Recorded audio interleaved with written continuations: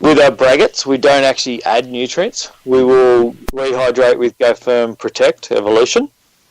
But because of the malt that's in there, you don't actually need the nutrients. There's enough nutrients in that malt you're adding to care for the yeast. So unlike honey, which has got nothing, malt is brimming with nutrients. Okay. We have a question from Chris Hodge, who is a meadery owner in California. And Chris, help me out here. I'm drawing a complete and utter blank on your meadery name, and I apologize, because usually I don't do that. Anyways, he says he's guessing that your government doesn't put a restriction on malt in meads commercially then down there, because here we have to jump through all kinds of crazy hoops. It's like ridiculous. If you have malt on the premises, will like get you arrested and thrown on the ground, and it's a big no. Yeah, no, we technically, to comply with our license, our meads need to have, and our braggots need to be at least 51% of our fermentables come from honey. Now, try finding that on the taxation or the liquor and gaming websites. It was there. Our first year operation, I researched it all, and it was all there. It clear as day. To be a mead, it had to be 51% or more fermentables. The following year, they did an update, and that disappeared. So, I'm guessing that they're just leaving it to the meadery owners to know that, if you're going to call it a mead, you need to be honey-based. Even the braggots. Whereas a brewery can call it a braggot, but they need to be 51% or more from beer. And that goes on the type of license, because we have a wine license and breweries have an excise license. That's our little foibles over here. But we can have malt on the premises. We can have pretty much anything we like on the premises. That's nice. The significant advantage to having a winemaker's license over here is that you pay tax on everything you sell. In a beer maker's license, I believe they pay tax on everything they make when they make it. So it messes up your cash flow a little bit. Yeah, excise is charged when the beer is transferred from the fermenter to the bright tank, which is why they have to have flow meters on those lines. Whereas us, we get charged wine equalisation tax when it's sold. Okay. Yeah. So that question was from Chris Hodge, owner of Laughing Dragon out in Los Angeles. He's not quite open for business, so to speak, yet. But we actually talked for like over an hour today, just chit-chatting about all kinds of different industry stuff. Cool. So where were they based again, sorry? They're in L.A., Los Angeles. Oh, cool. Yeah, so next time you get to the States, you need to stop there, because he'll be open by then. Well, next time I know someone going. I had a friend go over about 2 months ago, and he came back with a whole heap of heritage. No, who are they? Do you know what state they're in? I might be able to help you. No, they're in New York, so Heidelberg and Melavino. Oh, yeah, okay. Melavino's in New Jersey, which is the neighboring state. Well, he brought back 10 bottles for me. Nice. Which is great. That's more than I've got.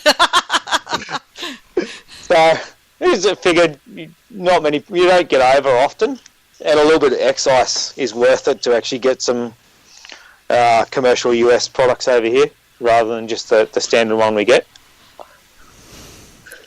Well, you're aware that I'm going in March, aren't you, Steve? No, but I will definitely hit you up then to bring some back and I'll work out the excise with you. So you've dubbed yourself in there. Yeah, that's cool. I was sort of hoping you might be joining me for the Mazer Cup this year. As much as I would love to, with the house move, I'll be lucky to see daylight, I believe.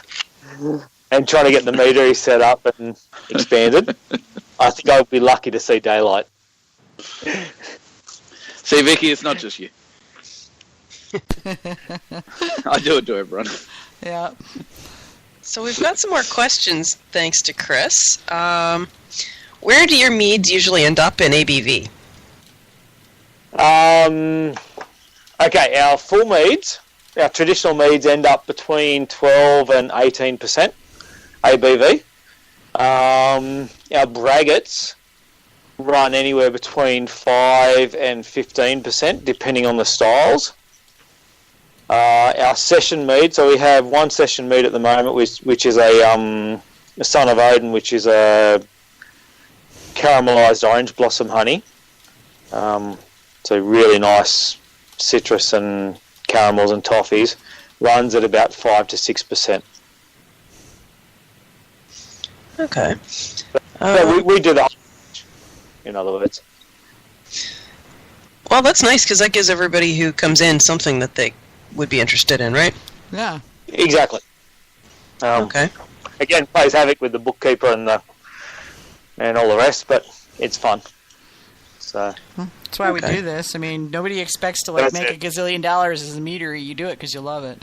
You know? What? You can make sorry to burst your bubble, but yeah. You can make a living, but don't expect to get rich. Dang. Well, there goes that. There goes that idea. But you got 100 acres and a 180-degree view and 50 kilometers in every direction and all the mead you can drink. You're good. Yeah, I'm good. Yeah. What else do you need? Chris Sorry. Franchises. So Chris is also asking, how do you approach recipe development when you're thinking about different ABVs? Or do you do it the other way around? I do it the other way around. Okay. I want to know what I'm going to start with. Like you've got an idea on the finished product and what it's going to be, but some of our ABVs might be out by 5% on a finished product, depending on where the meads want to finish. Some of our caramelised meads can tend to finish, around the 1040 or 1.040 on the SG, simply because they just don't want to go any further. They've already hit their 10%, but it's not cloyingly sweet, so it's still a nice product to drink. It's a hard one. My recipe development is mostly in my head, so I don't sit down and write it out on paper or do test batches. I'll go, okay, right, this Scotch thistle honey, that'll be really nice as a traditional. We'll make it up to start, 1.130 as a good starting gravity. If I really want to push the boundaries, we'll start at about 1.165, 1.17, and then smack it with a champagne yeast like EC 1118. Well, I'm not an over fan of it, as it tends to strip much. But if you're leaving it with a lot of residual, and that's where you want it to be, it does its job. In that regard. Okay. He's also curious, does the malt or grain get used in different ratios or just scale it up or down?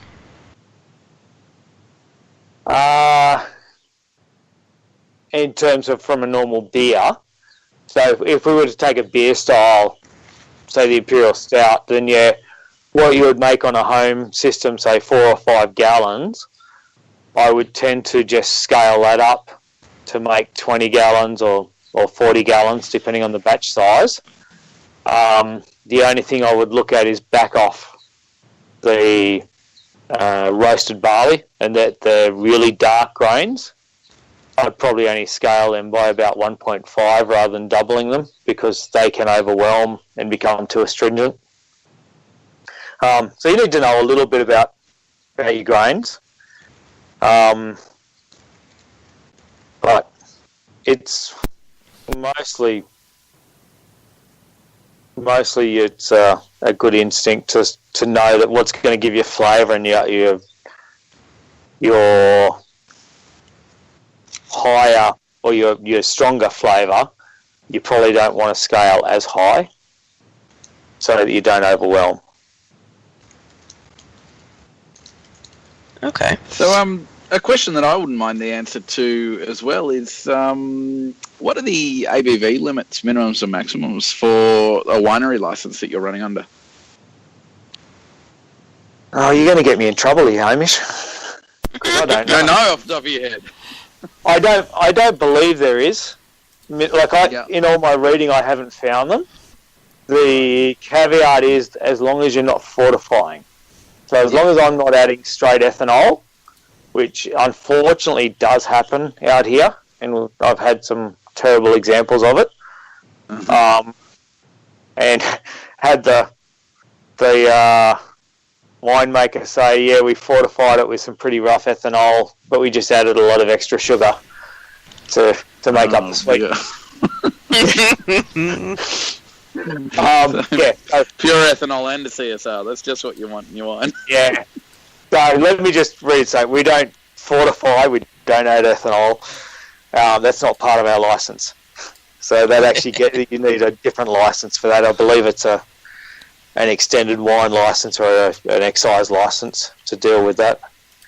Yeah, and then the excise is even worse. They measure it out of the hot tank, and then it condenses and shrinks, and you have to pay tax on the higher volume. Nice. Yeah. It's really nasty. But so there was a reason why I went down the mead line rather than the beer line. Mm-hmm. So much less paperwork. Right. So much less tax. Yeah. So it's more about the process and the ABV levels is what you're telling us.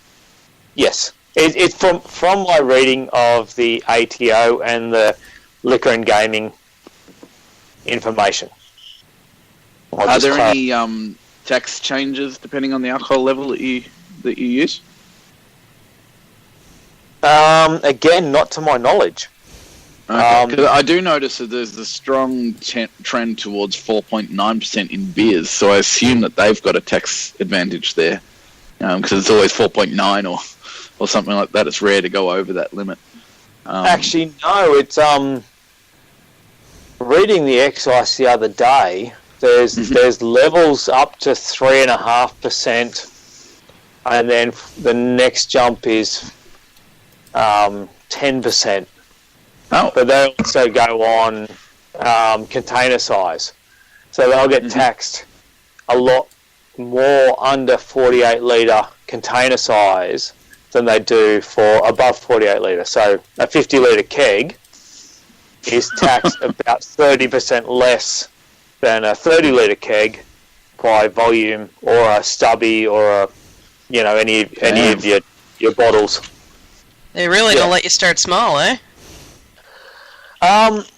No, it's one of the silly parts, and it's taxed per litre of alcohol, which is probably why it's that 4.9. But they've got to work out how many actual litres of alcohol, of 100% alcohol, are in there, and that's how they're taxed. Okay. So, but again, excise sucks. Don't want to go there. Realistically. Not without a really good accountant. So, yeah. Yeah, I think the excises can be pretty rough in Canada too. One of the other meaderies I was talking to was telling me about that at the Mazer Cup. So. But are the meaderies in Canada under excise, or are they under wine, or how are they done? It's wine, but if you add anything that did not originate in Canada to it, it gets excise. Wow, okay. Like orange. Or, vanilla or cinnamon. So there's a whole lot of hoops you have to jump through in order to get certain things. So I, of course, will be looking at how to grow orange trees in a greenhouse. I was going to say that there must be a huge industry for big greenhouses growing spices. Well, it's kind of hard when it's minus 30 out to have greenhouses that don't do that well. Yeah, that's true. That's true. Yeah. All right. Okay. Back to Chris's questions. He's got a good one here. do certain flavors in braggots fall out over time that you might want to overlook